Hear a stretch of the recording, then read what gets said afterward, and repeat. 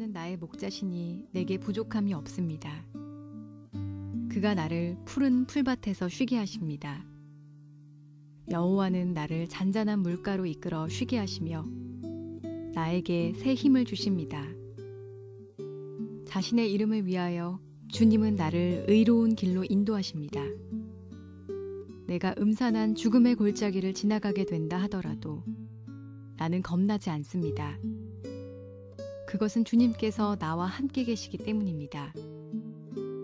주님의 막대기와 지팡이가 나를 든든하게 보호해 줍니다.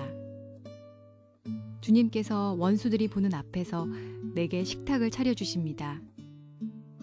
그리고 주님께서 내 머리 위에 향기로운 기름을 바르시며 내 잔이 넘치도록 가득 채워주십니다. 여호와의 선하심과 사랑하심이 내가 죽는 날까지 나와 함께 하실 것이 틀림없습니다. 이제 나는 여호와의 집에서 영원히 살 것입니다. 우리 가슴에 손을 얹고 믿음을 고백하고 말씀을 듣겠습니다. 제가 먼저 고백하겠습니다. 하나님은 나를 사랑하십니다. 나는 그 사랑 안에 있습니다. 하나님은 오늘 나에게 말씀하실 것입니다. 그 말씀에 능력이 있습니다. 그 말씀에 생명이 있습니다. 나의 마음을 하나님께 열겠습니다. 나의 생각을 예수님께 집중하겠습니다. 들은 만큼 변합니다. 들은 만큼 행복해집니다. 오늘이 5월 마지막 주일인데 오늘부로 지난 5개월 동안 나누었던 다윗에 대한 설교를 마무리하려고 합니다.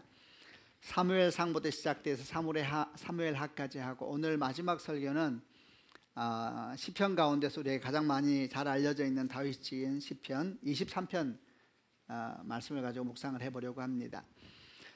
시편 23편에 대해서 이야기할 때에 우선은 이 시가 언제 쓰여졌을까 이야기할 때 일반적으로 아마도 다윗이 목동 때 지어진 것이 아니겠느냐 이렇게 생각하는 경향이 있습니다. 그 이유는 시편 23편에서 제일 많이 우리 가운데 기억되는 푸른 초장이라든지 실 많은 물가라는 표현 때문에 이런 목가적이고 전원적인 표현 때문에 그런 것이 아닌가 생각을 합니다. 그러나 구약을 연구하는 대부분의 학자들은 좀 그렇게 생각하지 않습니다. 오히려 이 시편 23편은 다윗의 말년에 지어졌을 가능성이 훨씬 많다 생각을 하는데 그 이유는 외적인 증거는 없지만 시편에 나와 있는 표현들이 그런 느낌을 갖게 한다는 것이죠. 예를 들어서 내 영혼을 소생시키시고 자기 이름을 위하여 의의 길로 인도하시는도다 이런 표현이라든지 내가 사망의 음침한 골짜기로 다닐지라도 해를 두려워하지 않을 것은 주께서 나와 함께 하심이라. 주께서 내 원수의 목전에서 내게 상을 베푸시고 기름으로 내 머리에 바르셨으니 내 잔이 넘치나이다. 이런 표현들은 많은 고난과 역경을 지나고 난 뒤에 주의 은혜를 기억할 때 하는 표현이 아니겠느냐라는 것이고 또 마지막에 있는 이런 표현도 있죠. 내가 여호와의 집에서 영원히 거하리로다. 이런 표현들도 모든 인생의 여정을 거의 마친 말년에 이르렀을 때에 지나온 세월 동안에 베풀어 주신 은혜를 생각하면서 주께 고백하는 믿음의 고백이기도 하고 또 주를 향한 찬양이기도 하지 않겠느냐라는 생각 때문에 아마도 거의 다윗이 말년 때 기록된 시일 것이다 이렇게 봅니다. 오늘 저희가 묵상할 때는 어떤 방향을 보려고 하냐 하면은 저희도 지난 5개월 동안 다윗에 대한 얘기를 같이 묵상했지 않습니까? 이런 묵상을 가지고 시편 23편 읽어보면은 대부분의 구약학자들이 말하는 것에 좀 동의가 되는 것 같아요. 아마도 다윗이 말년에 많은 역경과 고난과 시간을 지나고 난 뒤에 그 시간을 되돌아보면서 주의 은혜를 생각하면서 지은 시가 아니겠느냐 이런 쪽으로 방향을 맞추어서 또 그런 마음이 제가 더 마음이 합해지기 때문에 그런 쪽으로 마음을 맞춰서 묵상을 해보려고 하고요. 그리고 다윗이 묵상한 고백한 하나님에 대한 고백을 들으면서 우리 하나님도 생각해보고 또 우리에게 오늘 말씀하시는 음성도 함께 들어보려고 합니다. 첫 번째 다윗이 하나님 앞에 고백하는 그 인생 말년의 하나님에 대한 고백은 1절에서 찾아볼 수가 있습니다. 1절 말씀을 같이 읽겠습니다. 여호와는 나의 목자시니 내게 부족함이 없습니다. 가장 사실 많이 회자되는 고백이죠. 여호와는 나의 목자시니 내가 부족함이 없으리로다. 이 고백에 있어서 중심은 사실 뒷부분이 아니고 앞부분입니다. 내게 부족함이 없습니다 라는 것이 고백에 초점이 있는 것이 아니라 앞부분에 있는 것이죠. 여호와는 나의 목자시니 내게 부족함이 없습니다 라는 고백입니다. 근데 이 고백을 조금만 묵상하다 보면 어떤 마음이 드냐 하면 이런 고백은 분명히 삶 가운데 많은 결핍이 있었던 시기를 지나가고 목마름이 있었던 시기와 부족함이 있었던 시기를 지나간 사람이 할 수 있는 고백이다라는 느낌이 듭니다. 만약 그런 부족함을 모른다면 이런 고백을 할 것도 없겠죠. 여호와는 나의 목자시 내게 부족함이 없으리로다. 결핍이나 부족함, 가난함과 상함이 없는 사람이라면 이런 고백이 나올 이유도 없고 또 그 고백에 그렇게 감동도 주지도 않을 것입니다. 지난 시간 보았던 다윗을 한번 생각해 보시길 바랍니다. 다윗 그러면 일반적으로 사람들이 어떤 이미지를 제일 많이 생각하냐 하면은 큰 용사, 위대한 왕, 이론적인 이미지가 굉장히 큽니다.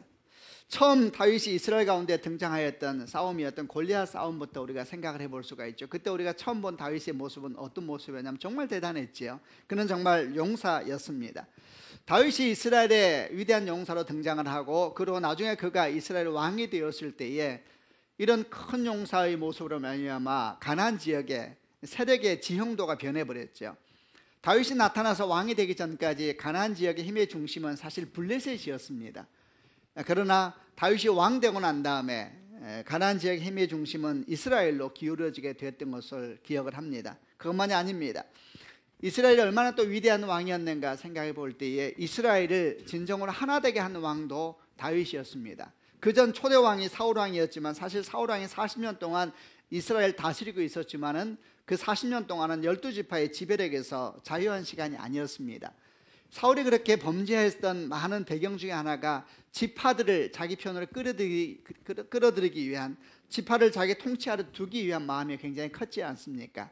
그런 면에서 보면 사울 왕의 시대는 이스라엘이 하나된 왕국이었지만 여전히 각 지파별로 힘이 참 강한 시기였다라고 할 수 있을 것인데 다윗이 왕되고 난 뒤에 이런 흐름은 다 바뀌게 됩니다. 정말 이스라엘은 하나된 모습으로 성경 가운데 등장을 합니다. 그것만이 아닙니다. 이스라엘 하면 항상 떠오르는 도시가 예루살렘인데 예루살렘을 예루살렘 되게 한 왕도 다윗이었습니다. 이스라엘이 다윗이 왕국을 시작하고 난 다음에 그 수도를 예루살렘으로 삼았었는데 그 전까지 400년 이상 동안 약속의 땅에 들어오고 난 뒤로도 400년 이상 동안 예루살렘은 이스라엘 사람들의 땅이 아니었습니다. 그런데 그 땅을 점령하여서 수도로 만든 사람이 다윗이었고 그 땅에 하나님의 언약궤를 가져오게 한 왕도 다윗이었으니까 그 이후로 예루살렘 그러면 하나님의 도성을 상징하는 성이 되었고 하나님의 은혜를 상징하는 땅이 되었으니까 이것도 다윗이 한 일이다 그래도 틀린 말은 아닐 겁니다. 이렇게 이스라엘 가운데 큰 일을 행하였을 뿐만 아니라 개인적으로 봐도 그렇습니다. 그는 참 사실 굉장히 부유한 사람이었지 않습니까? 아들 솔로몬을 말할 때 역사상 가장 부유한 사람이다 이렇게 말하는데 성경의 기록에 의하면은 사실 솔로몬이 가지고 있었던 부의 대부분, 적지 않은 부분이 아버지 다윗왕이 그에게 남겨준 것이었으니까 그의 삶도 굉장히 부유한 사람이었습니다. 게다가 하나님께 성경 가운데 내 마음에 합한 자라고 말하였던 유일한 사람, 대단한 사람이죠. 믿음까지 있었으니까 보십시오. 그의 삶은 큰 용사였고 위대한 왕이었을 뿐만 아니라 삶은 참으로 부유하였고 그리고 믿음까지 주께서 내 마음에 합한 사람이다 라고 말할 정도의 사람이었으니 이 정도의 사람이라면 어떻게 부족함이 있을까 생각할 수가 있을 겁니다.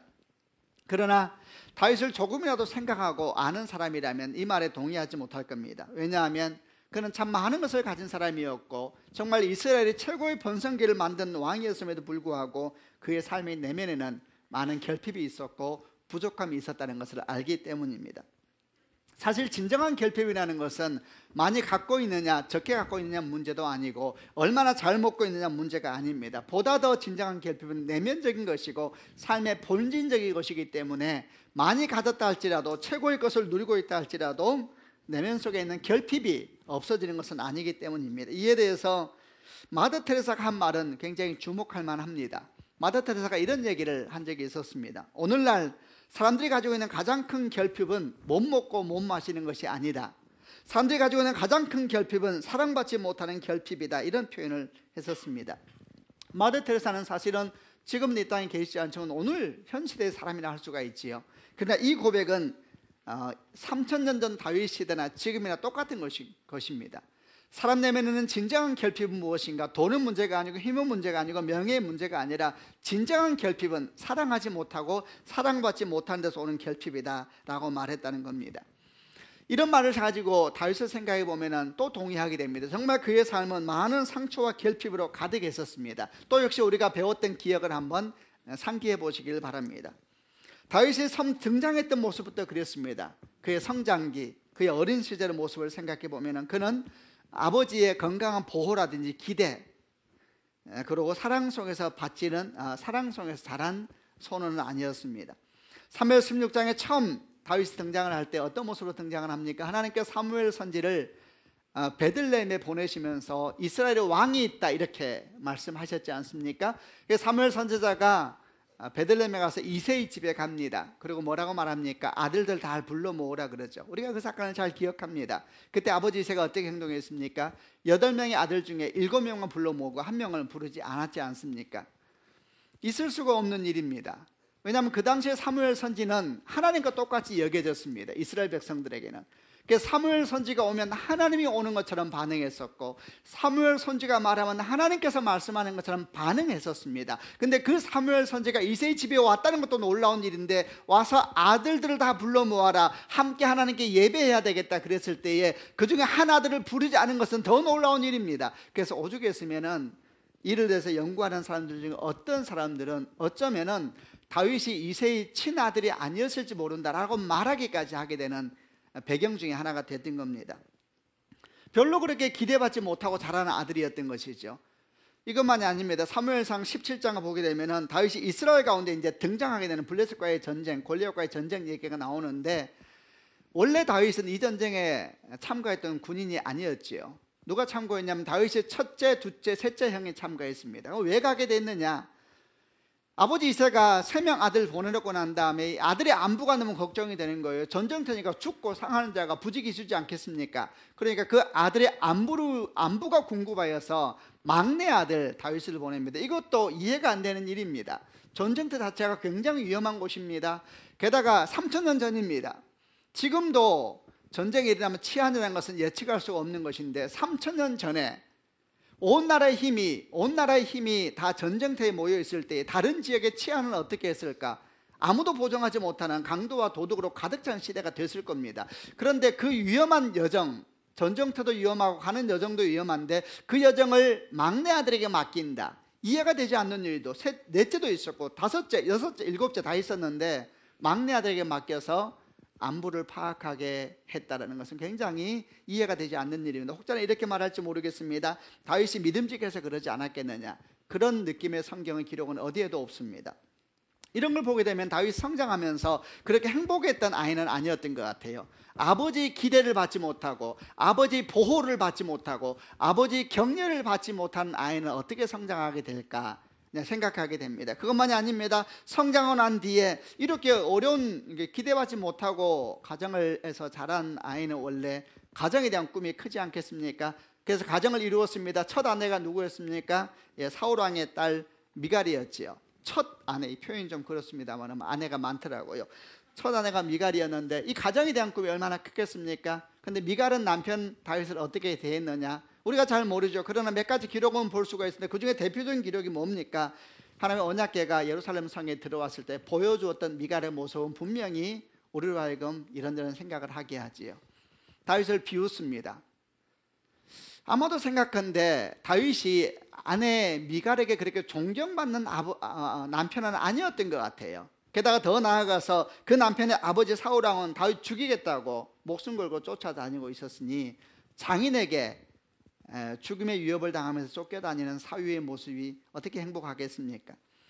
다윗 인생의 가장 큰 비극을 말한다면 아들 압살롬의 반역 사건이었을 겁니다. 성경을 공부했던 걸 기억하시죠? 압살롬은 굉장히 똑똑한 아들이었고 아마도 또 연구하는 사람들은 다윗이 가장 사랑했던 아들 중에 한 명이 아니겠느냐 이렇게 이야기를 합니다.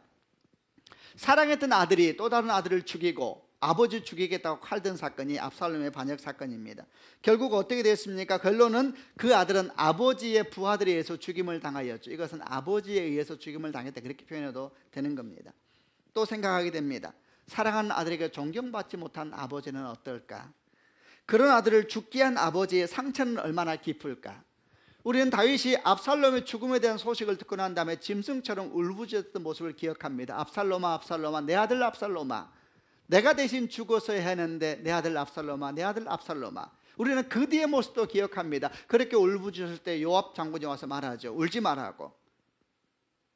부하들이 다, 당신 부하들이, 당신을 위해서 목숨을 걸었던 부하들이 다 흩어지고 말 겁니다. 울지도 못한 아버지의 모습을 보여주게 됩니다. 이런 일련의 묵사는 분명히 충격적입니다. 이런 인생이 어떻게 행복할 수 있을까요? 여러분 한번 생각해보고 질문해 보겠습니다. 다윗의 인생은 성공적입니까? 아니면 그렇지 않습니까? 이렇게 질문한다면 지난 5개월 동안 다윗에 대해서 묵상한 사람들은 사실 답하기가 어려워요. 왜 어렵냐 하면은 하나님께서 내 마음에 합한 사람이라 말씀하셨는데 실패한 인생이다라고 말하는 게 너무 불편하죠. 그런데 아니죠. 성공한 인생이다라고 말하기에도 불편해요.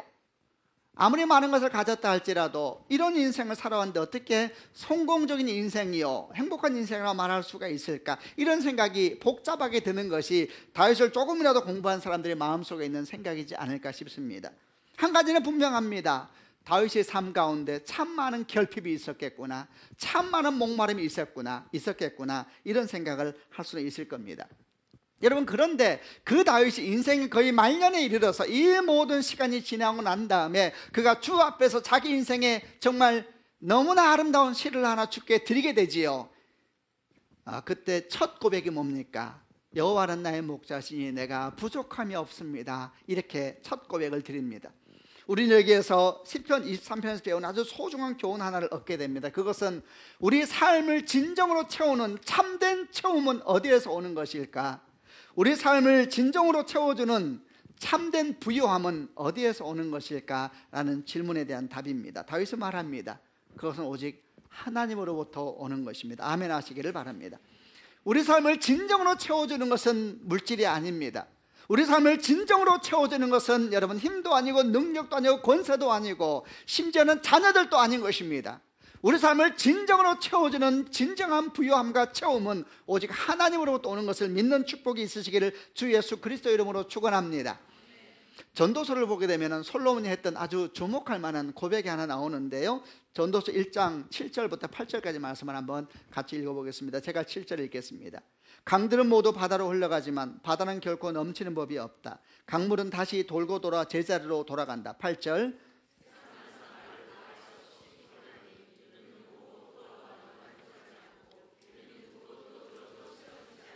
강들은 모두 바다로 흘러가지만 결코 넘치는 법이 없다. 이 표현보다는 개역성경이 좀 더 이게 감이 오는데, 모든 강들은 다 바다로 흐르지만 바다를 채우지 못하며 이렇게 말해요. 차도 차지 않는 것이 있다는 것이죠. 8절에 이어집니다. 세상 만사 말로 다 할 수 없이 피곤하니 눈은 보고 또 보아도 만족할 줄 모르고 귀는 듣고 또 들어도 채워지지가 않는구나 이렇게 말을 합니다. 사람 마음 가운데 채워지지 않는 것이 있다는 이야기죠. 이 얘기는 오늘 말씀하고 연결해 보면 이렇게 풀 수가 있지 않습니까? 세상에 있는 것을 아무리 보고 취하고 듣고 배워도 결코 채워지지 않는 것이 있다는 이야기입니다. 솔로몬이 이렇게 고백한 이유는 뒤에 전도서 내용을 보면 되게 재미있어요. 솔로몬이 하고 싶은 거 다 해봅니다. 쉽게 말하면 사람들이 저거 하면 행복하겠지, 저거 하면 기쁘겠지, 저거 하면 마음이 꽉 차겠지라고 생각되는, 사람들이 생각하는 모든 걸 다 해봅니다. 뭘 해보았느냐? 우선은 그런 최고의 지혜와 지식이 사람을 행복하게 할까 생각해서 최고의 지혜와 지식을 찾아 나서서 자기 것으로 만들어 보았다 이 얘기하고, 또 여자 얘기를 합니다. 왕비가 700명이요 후궁이 300명, 총 1000명의 아내를 거느려 봤다 그러고, 저는 이게 어떻게 행복일까 싶어요. 정말 아무리 생각해도 그죠. 또 이렇게 술을 잔뜩 마셔 취해보기도 하고 세상에서 보람된 일을 찾아서 해보기도 했다. 큰 사업을 이루어보기도 하고 큰 집을 짓고 포도원과 동산을 만들고 그 안에 온갖 나무를, 과일나무를 심어서 그 나무들이 숲을 이루도록, 온 최고의 부흥을 이루도록 연못을 파서 물을 대기도 했다. 남종과 여종을 많이 사고 소떼와 양떼를 많이 가져보았고 금은보화와 각종 진귀한 보물들을 다 사서 모아보았다. 하고 싶은 거 다 해봤다 이래요. 그러고 난데 뭐라고 말하느냐? 그런데 다 바람을 잡는 것처럼 허무하더라 이렇게 얘기를 합니다. 한번 그 내용을 읽어보려고 합니다. 먼저 전도서 1장 16절부터 18절인데요 제가 한번 16절 읽어볼게요. 나는 스스로 말하였다. 예루살렘에서 왕노릇 한 사람 치고 나보다 지혜와 지식을 크게 깨친 자는 없을 것이다. 17절.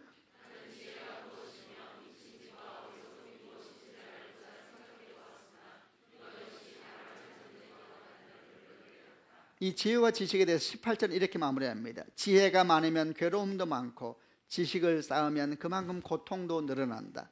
또 2장 말씀 읽어볼게요. 제가 2장 1절 읽겠습니다. 나는 스스로 말하였다.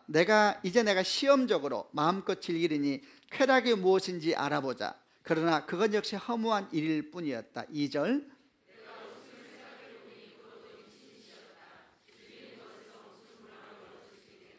이번에는 내 마음으로는 여전히 지혜를 찾으면서 술을 잔뜩 마셔보기로 했다.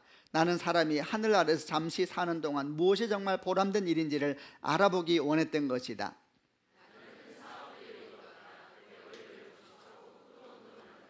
나를 위해 동산과 공원을 만들고 그 안에 온갖 과일나무를 심었으며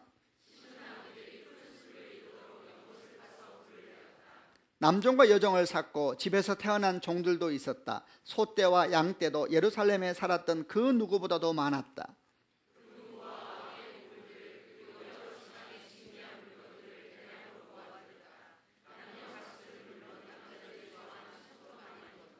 나는 전에 있던 예루살렘의 그 누구보다도 위대하게 되었고 지혜도 늘 나와 함께 있었다.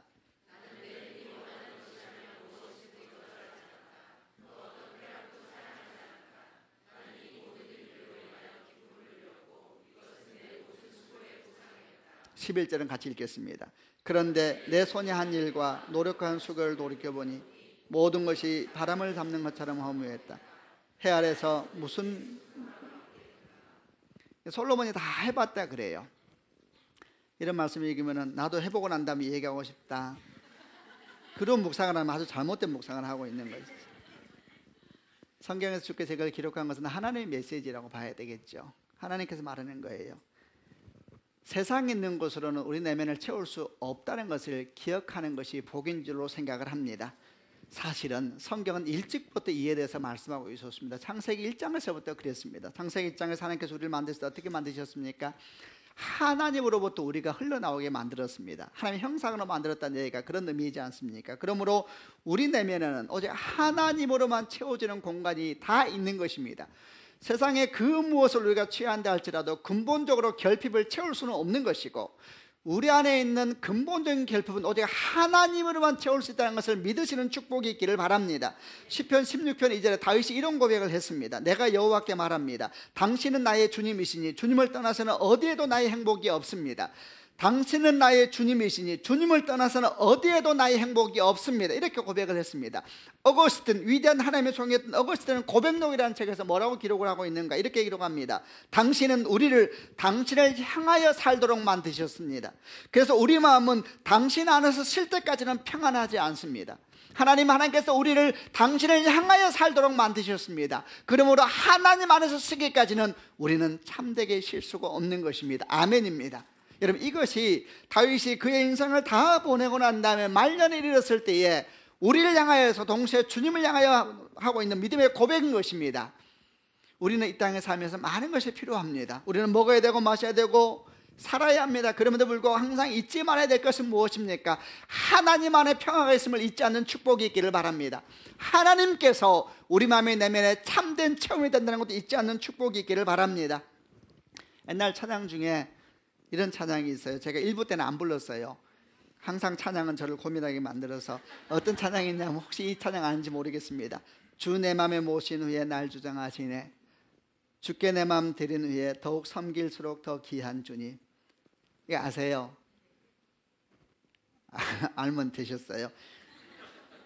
주 내 맘에 모신 후에 날 주장하시네. 주께 내 맘 드린 후에 더욱 섬길수록 더 귀한 주님. 더욱 섬길수록 더 귀한 주님. 주님만이 우리 내면을 채우시는 분이심을 잊지 않으셔야 합니다. 많이 수고하고 난 뒤에 거기에서 참된 평화를 누릴 수 없을 것입니다.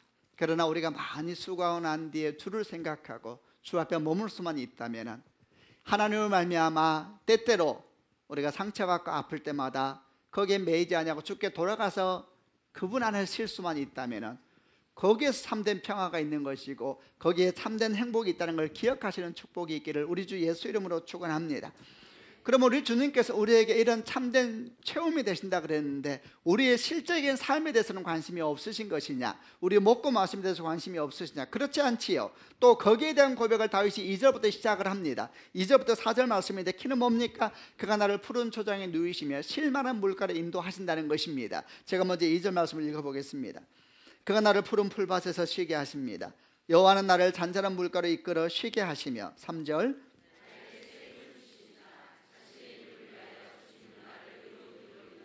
내가 음산한 죽음의 골짜기를 지나가게 된다 할지라도 나는 겁나지 않습니다. 그것은 주님께서 나와 함께 계시기 때문입니다. 주님의 막대기와 지팡이가 나를 든든하게 보호해 주십니다. 아멘이죠. 여호와는 나를 푸른 초장에 인도하시며 실만한 물가로 인도하시는도다, 이렇게 고백하는 것이죠. 팔레스타인은 푸른 초장이 많지 않습니다. 초지가 그렇게 풍성하지 않습니다. 대부분이 거친 광야이죠. 그래서 팔레스타인의 목자들의 가장 중요한 책임 중에 하나는 뭐냐면 양들을 위하여 초지를 발견하는 것입니다. 그래서 어떻게 하느냐, 항상 목자들은 양보다 먼저 움직입니다. 먼저 찾습니다. 그래서 양들을 위해서 먼저 찾아요. 뭘 찾냐면 양들이 먹을 수 있는 푸른 풀밭을 먼저 찾습니다. 그리고 발견하게 되면 어떻게 하느냐, 와서 양들을 그리로 데려가는 것입니다. 그리고 가서 양들에게 그 풀을 먹게 합니다. 그리고 또 목자들은 뭐 하느냐, 양들이 먹는 사이에 또 다른 초지를 찾아 나섭니다. 여러분, 양들은 걱정할 것이 없습니다. 아멘입니다. 주님께서 오늘의 양식을 주실 뿐만 아니라 내일의 양식도 예비하고 계심을 믿는 축복이 있기를 바랍니다. 양들은 염려하지 않아도 됩니다. 이렇게 목자는 푸른 초장으로 인도할 뿐만 아니라 또 쉴 만한 물가로 인도하신다 그랬습니다. 목자의 또 하나의 책임이 뭐냐면 양들을 쉬게 해주는 것입니다. 그런데 이 양들이 어떤 환경이 안 되면 잘 쉬지를 못한다고 합니다.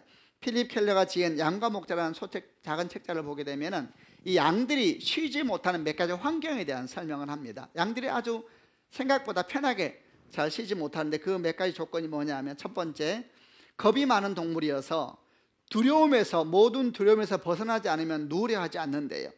두 번째, 양들은 집단으로 움직이는 동물이기 때문에 지들끼리 싸움이 있으면 눕지 않는데요. 세 번째, 양들은 팔이나 기생충 때문에 괴로워도 눕지 않는데요. 네 번째, 양들은 배부르게 먹지 않으면, 배가 부르지 않으면 눕지 않는데요. 이렇게 한 4가지가 적혀 있더라고요. 생각해 보니까 이렇게 양들이 쉬지 못하는 근본적인 배경이 뭐냐면 두려움이에요. 두렵고 염려가 많아서 이 양들이 아주 본성이, 양에 대해서 성경에서 여호와는 나의 목자시니 이렇게 말할 때 반대로 우리는 양이라는 겁니다. 양에 대한 우리 인식은 아주 순하고 착하고 누굴 공격하지 못하고 이런 양에 대한 개념을 가지고 있지만 그 중동 지역에서 양에 대한 개념은 다릅니다. 중동 지역에서 양은 아주 반대적인 느낌이 있어요. 예를 들면 중동 지역에서 아주 상스러운 욕 중에 하나가 무슨 욕이 있냐면 양 같은 놈이라는 욕이 있대요. 이 양 같은 놈. 그러면 이제 큰 욕이 되는 거예요. 왜냐하면 게으르고 고집세고 더럽고 이런 대표적인 대명사가 양이기 때문에 이 양 같은 놈이라 그러면 이제 큰 상스러운 욕이 된다는 거예요. 근데 양이 이렇게 무능하고 고집셀 뿐만 아니라 평안도 없어요. 양 자체는 겁이 많고 문제가 많아서 두려움이 항상, 그래서 아주 그냥 우리하고 너무 닮았지 않은가 생각이 듭니다. 우리가 얼마나 염려가 많고 걱정이 많습니까? 6.25 때 있었던 선교사들의 기록 중에 하나, 재미있는 기록이 기억이 납니다. 선교사들이 6.25 끝나고 난 다음에 한국을 들어오니까 참 이렇게 가난한 나라가 없고, 우리가 아프리카보다 가난했었으니까 이렇게 불쌍한 나라가 없고, 수많은 아이들이 아침만 되면 굶어 죽어나가고, 그래서 이분들이 고아원을 많이 여기저기 짓기 시작합니다. 그리고 이제 고아들을 데려와서 먹이고 재우는 거예요.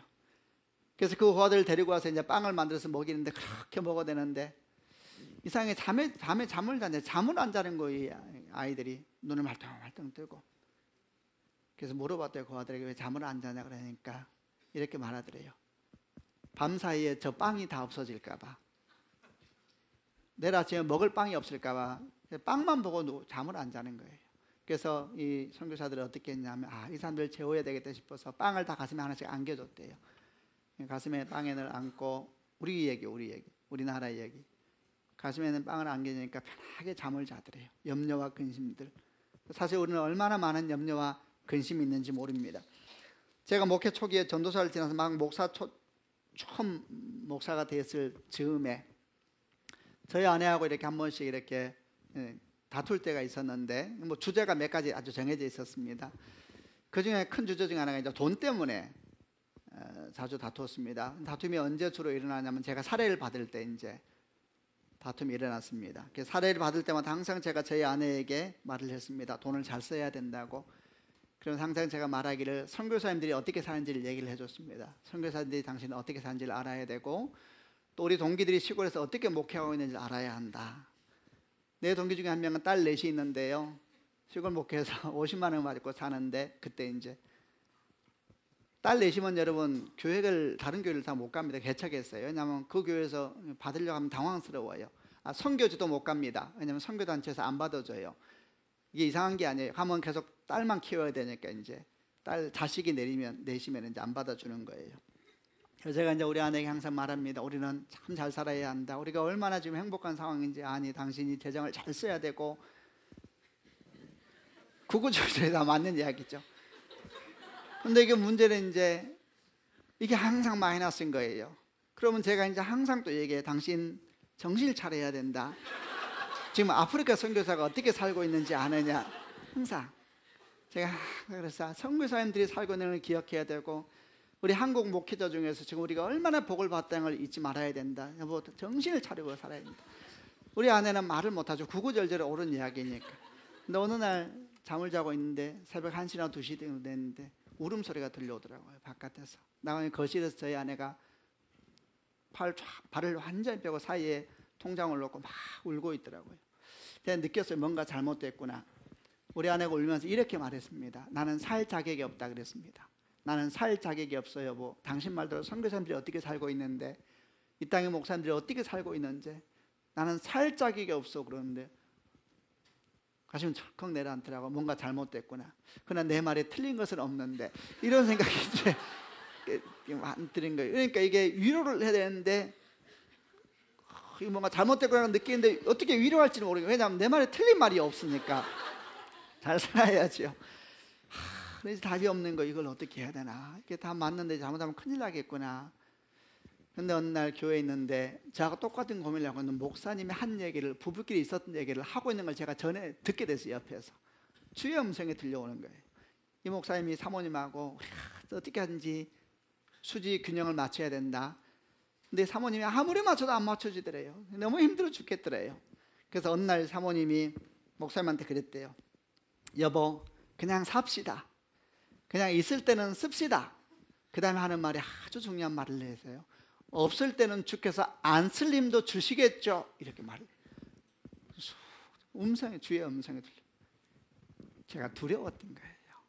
언제 이 교회를 그만둘지 모르고 내가 언제 어디로 갈지 모르는데, 우리 아내가 밥을 먹는 게 두려운 거예요. 저렇게 먹으면 안 되는데, 우리 언제 어디로 갈지 모르는데 두려운 거예요. 두려운 거예요.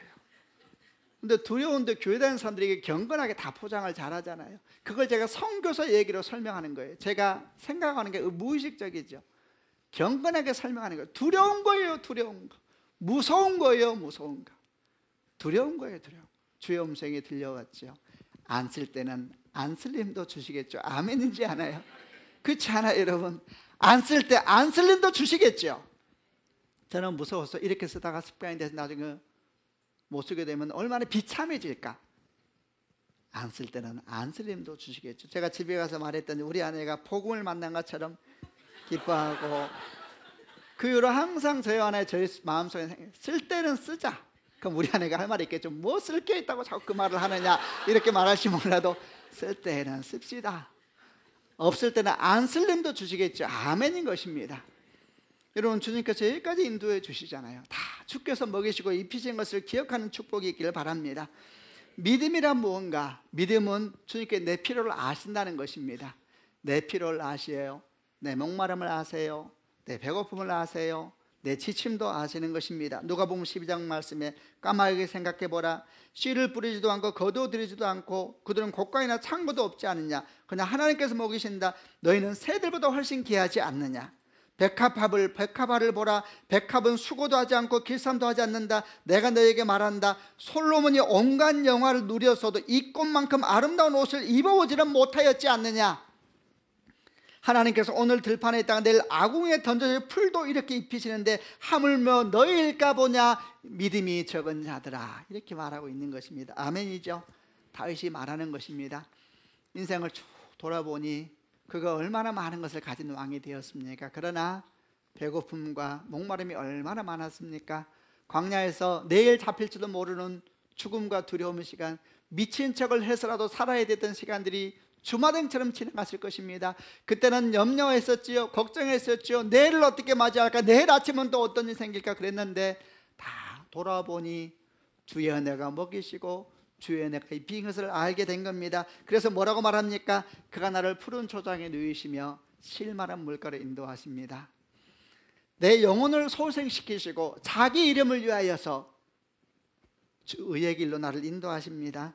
내가 사망의 음침한 골짜기를 다닐지라도 해를 두려워하지 않을 것은 주께서 나와 함께 하시기 때문입니다. 아멘이죠. 여러분, 주께서 우리를 먹이시고 입히시니 염려가 떠나가고 염려를 붙들고 사는 인생이 아니라 주 예수를 굳게 붙들고 살아가는 축복이 있으시길 바랍니다. 염려하지 말고 오늘을 신실하게 주 예수 앞에 나아가게 되면 주의 영광의 때가 곧 이르게 될 줄로 믿습니다. 이제 마지막으로 세 번째, 그는 하나님 앞에 또 이런 고백을 합니다. 5절 말씀을 같이 읽어보겠습니다. 시작. 주님께서 원수들이 보는 앞에서 내게 식탁을 차려주십니다. 그리고 주님께서 내 머리 위에 향기로운 기름을 바르시며 내 장이 넘치도록 가득 채워주십니다. 원수들이 보는 앞에서 내게 식탁을 차려주십니다 이랬는데, 개역성경은 어떻게 되어 있냐면 내 원수의 목전에서 내게 상을 베푸시고 이렇게 되어 있죠. 이 상이라는 게 상장이 아니고 밥상을 말하는 거예요. 그러니까 쉬운 성경은 식탁으로 번역되어 있죠. 좀 더 정확히 말하면 이 상은 뭐냐면 아주 일상적인 밥상이에요. 일상적인 밥상, 특별한 밥상이 아니라 일상적인 밥상. 그러니까 하나님께서 원수 앞에서 내게 엄청난 상을 베풀었다는 의미가 아니고 일상적인 밥상을 우리에게 줬다는 거, 이게 중요한 것입니다. 여러분, 일상적인 밥상은 누구에게 베푸는 것입니까? 가족들에게 베푸는 겁니다. 가족들에게. 손님은 특별한 밥상을 준비하죠. 일상적인 밥상을 베풀었다는 게 중요한 것입니다. 이게 메시지지 않습니까? 두 번째, 어디서 베풀었냐면 원수 앞에서 베풀었대요. 원수들 앞에서. 이건 메시지이지, 하나님의 명확한 메시지인 것입니다. 누굴 향한 메시지인가? 첫 번째는 사단을 향한 메시지입니다. 우리 원수를 향한 메시지입니다. 두 번째는 누굴 향한 메시지인가? 우리 자신을 향한 메시지인 것입니다. 그 메시지가 뭔가? 이게 중요한 것입니다. 첫 번째, 무슨 메시지인가? 우리가 하나님께 속한 사람이라는 것을 하나님께서 말씀하고 있는 것입니다. 다시 말하자면 누구에게? 첫 번째 사단에게, 두 번째 우리에게. 사단을 향해서 뭐라고 말하는 겁니까? 내 아들 건들지 마라는 이야기입니다. 할렐루야. 계시록에 다 나옵니다. 내 아들 건들지 마라, 내 딸 건들지 마라, 내 아이, 내 사람이다, 이렇게 말씀하시는 것입니다. 너무 멋있지 않아요? 두 번째는 나를 향하여 말씀하십니다. 뭐가? 네 본질을 잃지 마라는 거예요. 넌 내 자식이다. 영접하는 자, 곧 그 이름을 믿는 자들에게 하나님의 자녀가 되는 권세를 주셨으니. 아멘이죠. 하나님께서 우리를 아들 되게 하신 것입니다. 네 출신을 잃지 마라, 네 본질을 잃지 마라. 할렐루야. 원수 앞에서 그걸 선포하세요. 여러분, 우리는 항상 잊지 않고 살아야 합니다. 우리는 하나님의 식탁에 앉는 사람들입니다. 가진 것이 없고 무지하고 한심해도 우리는 소중한 사람들입니다. 이게 우리의 믿음입니다. 아멘이죠. 우리가 하나님 앞에 있는 사람입니다. 하나님께서 원수의 목전에서 상을 풀어주세요. 밥상, 가족들이 먹는 밥상 봐야 되는 것입니다. 누가? 원수도 볼 것이고 우리도 봐야 하는 것입니다. 베드로전서 2장 9절 말씀에 너희는 택한 족속이요 왕같은 제사장이요 거룩한 나라의 그의 소유된 백성이다. 할렐루야.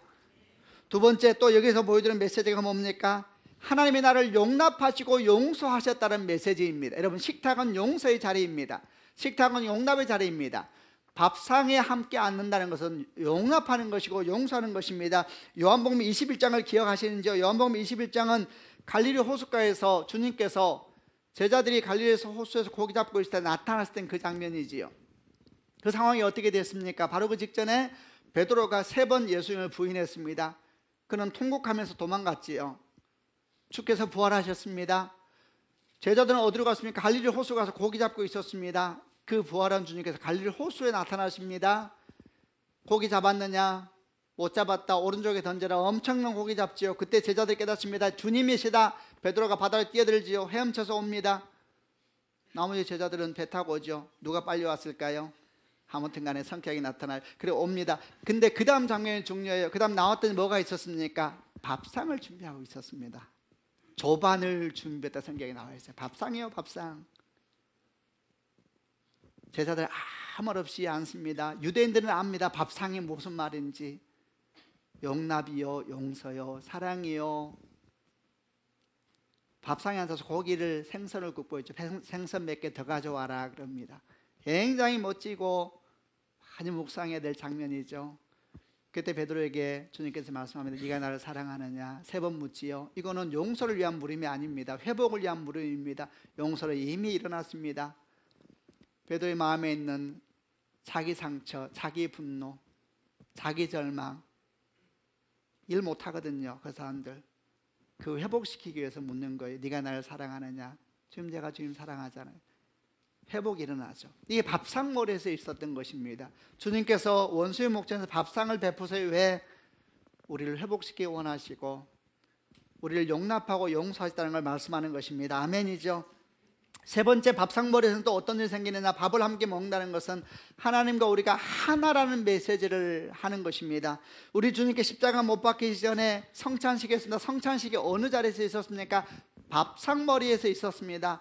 밥 먹는 중에 주께서 수건을 두르시고 감사기도를 드리는 빵을 들어서 감사기도를 드리시고 떼어서 말씀하시기를 받아 먹으라 내 몸이다. 이게 성찬입니다. 밥상머리에서 있었던 겁니다. 그래서 이 밥상은 무엇을 말하냐? 하나됨을 말하는 것입니다. 하나됨을 말하는 것입니다.